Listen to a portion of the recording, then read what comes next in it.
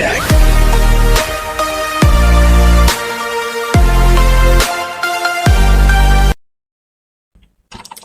আজকে আমরা অল্প বাজেটের মধ্যে বা বলতে পারেন মিড রেঞ্জ থেকে একটু কমে একটা পিসি বিল্ড করব।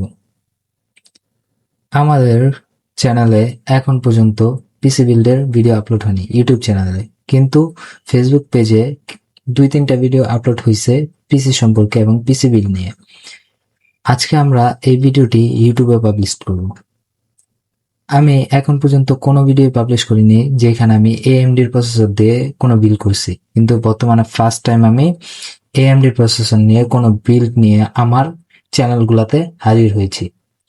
এখনো পর্যন্ত আমার ইউটিউব চ্যানেলে কোনো পিসি বিল্ড আপলোড হয়নি, কিন্তু বর্তমানে আমি কিছু পিসি নিয়ে আলোচনা করতে চাই আপনাদের সাথে এবং ভবিষ্যতে আমাদের ভিডিওগুলো আসতেই থাকবে পিসি নিয়ে। তো চলুন দেরি না করে আমাদের আজকের পিসি বিল্ডগুলো শুরু করা যাক। তো ফার্স্টে আমি এখানে যে জিনিসটা সর্বপ্রথম রেখেছি সেটা হলো AMD রাইজেনের প্রসেসর। AMD এর প্রসেসর গুলা আমি সচরাচর বেশি একটা ইউজ করিনি এখন পর্যন্ত, কিন্তু আমার একটা পিসি আছে AMD এর প্রসেসর দিয়ে এবং সেটা আমি কিছুদিন যাবত ইউজ করতেছি। আর এখন আমি আরেকটা নতুন পিসি বিল্ড করতেছি যেটা আপনাদের বাজেটের মধ্যে এবং ভালো প্রাইসে আপনারা বিল্ড করতে পারবেন। বর্তমান সময়ে সব জিনিসের দামই বেশি হওয়ায় এবং এআই মার্কেটটাকে পুরোপুরি তছনছ করে দেওয়ায় আপনারা সবকিছুই খুব দামে কিনতেছেন এবং আমরা যে জিনিসটা আগে অল্প কিছু দামে পেয়ে যেতাম সেই জিনিসটা এখন মিড রেঞ্জে বা হাই রেঞ্জে চলে গেছে। মানে আমরা মিড রেঞ্জে যেটা কিনতে পারতাম সেটা এখন আমাদের হাই রেঞ্জে কিনতে হয় এবং লো রেঞ্জে যেটা কিনতে পারতাম সেটা এখন মিড রেঞ্জে কিনতে হয়। তো এত কথা না বাড়িয়ে চলুন ভিডিওটি শুরু করা যাক।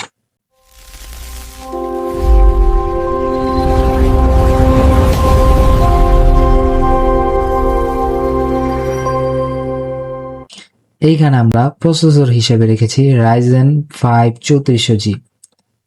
এই বাজেটে আপনারা রাইজেন 5 5600G'র কথা চিন্তা করতে পারেন, কারণ একটা সময় এই বাজেটে 5600G পাওয়া যেত, কিন্তু বর্তমান সময়ে সবকিছুর দাম বেশি হয় আমাদের 3400G নেওয়া লাগছে।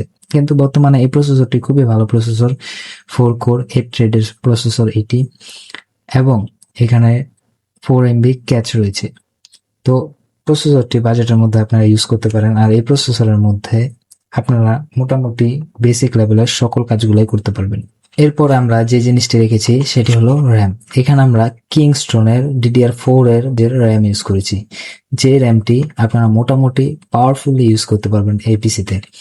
হ্যাঁ, আমি নিতে পারতাম কর্সিয়া অ্যাভেঞ্জার্স অথবা অন্য কোনো র্যাম, কিন্তু বাজেটের মধ্যে আমার এই র্যামটিকে সেরা মনে হয়েছে, তাই এই র্যামটি নিয়েছি। এরপরে আমরা যে জিনিসটি নিব সেটি হলো রোম বাস SSD। এখানে আমরা SATA SSD ইউজ করেছি যার 256GB এবং এই রুমটি আমার বেশি ভালো লেগেছে কারণ এটি লেক্সারের।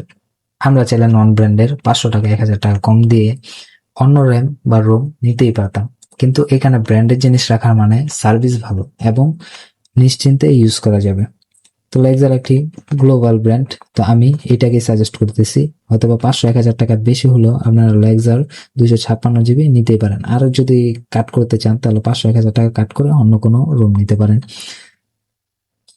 এরপরে আমরা রেখেছি মাদারবোর্ড A520MA Pro। এই MSI এর এই মাদারবোর্ডটি রাইজেনের মাদারবোর্ড এবং খুব ভালো কোয়ালিটির একটি মাদারবোর্ড। এখানে আপনি 2টি র্যাম স্লট পেয়ে যাবেন। এছাড়াও সাধারণ মাদারবোর্ড গুলোতে যা থাকে, যেহেতু কম বাজেটের একটি মাদারবোর্ড তাই রয়েছে এখানে। তো আপনারা এই মাদারবোর্ড বাদে অন্য কোনো মাদারবোর্ড আপনাদের ইচ্ছা মতো নিতে পারেন, কিন্তু আমার পার্সোনালি এই বাজেটে এটার কি ভালো মনে হয়েছে তাই আমি এটাই নিয়েছি। এরপর আমরা নিয়ে নিয়েছি পাওয়ার সাপ্লাই। 350 ওয়াটের এই পাওয়ার সাপ্লাইটির ব্র্যান্ড হলো পিসি পাওয়ার।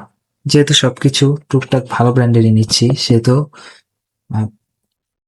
পাওয়ার সাপ্লাই নিয়ে কস্ট কাট না করাই ভালো, কারণ পাওয়ার সাপ্লাই একটা খুব গুরুত্বপূর্ণ জিনিস। তো এই কারণে আমি পিসি পাওয়ারে 350 ওয়াটের একটি পাওয়ার সাপ্লাই নিয়ে নিয়েছি যা আমার পিসিকে অনেকটা সেফ রাখবে। এরপর আমরা কিবোর্ড মাউস হিসেবে নিয়েছি Z21B। চাইনিজ ব্র্যান্ডের কিবোর্ড মাউস হলো মোটামুটি ভালো একটি কিবোর্ড মাউস, আর কম দামে RGB লাইটিং সহ এই কিবোর্ড মাউসটি আপনি নিতেই পারেন। যেহেতু আমাদের বাজেটের মধ্যে সবকিছু রাখা লাগছে সেহেতু আমি এই কিবোর্ড মাউসটি নিয়েছি। তো অনেক কিছু ভালো নিয়েছি, কিন্তু চাইনিজ ব্র্যান্ডের কিবোর্ড মাউস নিচ্ছি। হয়তো অনেকে চিন্তা করতেছেন যে কিবোর্ড মাউসে ক্যাপসাট, এটি করা যেতে পারে। ভালো ব্র্যান্ডের কিবোর্ড আপনারা আরজিবি লাইটিং ছাড়া কম দামে পেয়ে যাবেন, তো সেগুলো আপনারা ইউজ করতে পারেন। আমরা একটি ছোট স্পিকার নিয়ে নিয়েছি। স্পিকারটি মোটামুটি ইউজেবল, আর কম দামে নিয়েছি তো জাস্ট ইউজের জন্য, এই কারণে। এই আপনারা 600 থেকে 700 টাকার মধ্যে স্পিকার গুলো পেয়ে যাবেন। এরপর আমরা যে জিনিসটি নিয়েছি সেটি হলো ওয়াইফাই প্লাস ব্লুটুথ রিসিভার। এই জিনিসটি খুবই গুরুত্বপূর্ণ একটা জিনিস, কারণ আপনি পিসি ইউজ করতে গেলে এই জিনিসটা আপনার লাগবেই। ওয়াইফাইও লাগবে, আপনার ব্লুটুথও লাগবে। আর আমরা দুইটা অ্যাডজাস্ট করে একটা রিসিভার নিয়ে নিয়েছি, যার প্রাইস আপনারা 300 থেকে 400 টাকার মধ্যে পেয়ে যাবেন। এই ব্র্যান্ডের নাম হলো নোনো।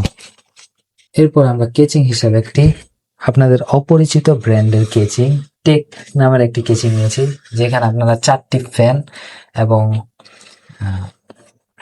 একটু ভালোই গেটআপ সেটআপ সহ পেয়ে যাবেন। দুই সাইডে কাঁচ ইউজ করা হয়েছে এবং গ্লাসটা খুবই ভালো।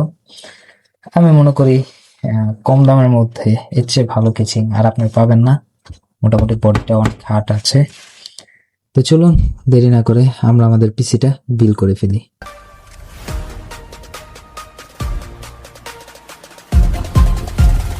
Norse World Tech.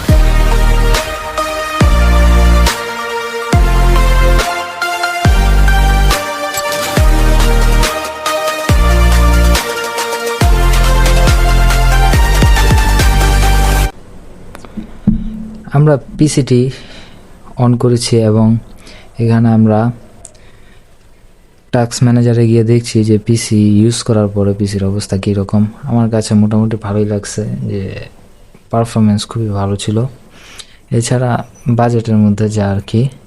এরপর আমরা ওয়ার্ড ইউজ করে দেখলাম যে হ্যাঁ এগুলো তো এমনি ভালো চলে। এরপরও দেখলাম যে না, ঠিকঠাকই ছিল, কোনো ধরনের প্রবলেম ফেস করি নাই। এরপর আমরা ব্লু স্ট্যাকের মাধ্যমে ফ্রি ফায়ার নামিয়ে খেলে দেখলাম, সেখানেও মোটামুটি ভালো পারফর্ম করতেছিল, গেমটা খুব স্মুথলি রান করা যাচ্ছিল। তা আমার মনে হয় অল্প বাজেটে বা মিড রেঞ্জের একটু নিচে এই ধরনের পিসি খারাপ হবে না। সাথে যদি একটা ভালো মনিটর নিয়ে নেন তাহলে এক্সপিরিয়েন্সটা অনেকটা বেটার হবে, ভালো মনিটর নিলে আর কি।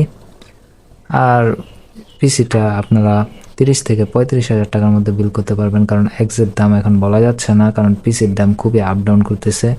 তো আমার জানা মতে আমি যেটা জানি সেটা আপনাকে বললাম, যে 30 থেকে 35 হাজার টাকার মধ্যে এই পুরো প্যাকেজটি বিল করা যায়, শুধু মনিটর বাদে। পরবর্তীতে আপনারা একটা মনিটর কিনে নিতে পারেন। তো আজকের ভিডিওটা এই পর্যন্তই। আল্লাহ হাফেজ সবাইকে, সবাই সুস্থ থাকবেন, ধন্যবাদ।